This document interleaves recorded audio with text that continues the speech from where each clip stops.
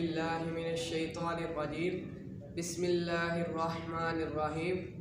आज मैं आपको आका के हुस्न इखलाक के बारे में बताऊंगा। कुरान मजीद फुरकान हमीद में अल्लाह ताला ने इरशाद फरमाया, कुल मताउद दुनिया कलील, कि ऐ मेरे महबूब फरमा दीजिए कि दुनिया की तमाम नेमतें कलील हैं। तो जिसको रब्बे ज़ुल जलाल कलील कहे तो हम उसका शुमार ही नहीं कर सकते।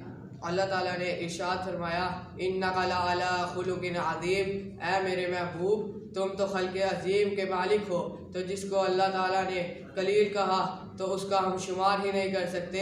तो जिसको रब्बे ज़ुल जलाल ने अज़ीम कहा उसके तो शुमार का हम सोच ही नहीं सकते। आपको मैं हदीस मुबारक बताता हूँ।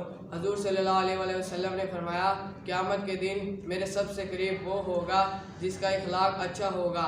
तो हमें क़यामत के दिन हुज़ूर के अगर कुर्बत चाहिए तो हमें अपना इखलाक अच्छा करना पड़ेगा।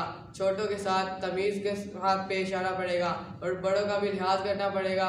अपने वालिदैन के साथ तमीज़ के साथ और उनकी हर बात माननी पड़ेगी। उस्ताद का एहतराम करना पड़ेगा। हदीस मुबारक में शमाइल और हुस्न इखलाक दोनों का जिक्र किया गया है। इन दोनों में फ़र्क ये है कि बस इंसान जब पैदा होता है तो शमाइल उनके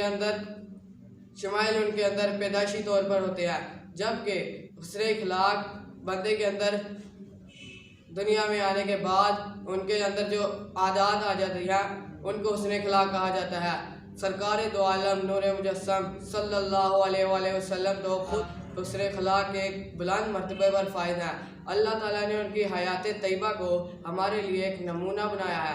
तो हम अगर इस नमूने को अपना लें तो हमारी दुनिया और आखिरत बेहतर हो सकती है। तो आप सबको अल्लाह ताला इस पर अमल करने की और हुज़ूर के हुस्न इखलाक की पैरवी करने की तौफीक अता फरमाए।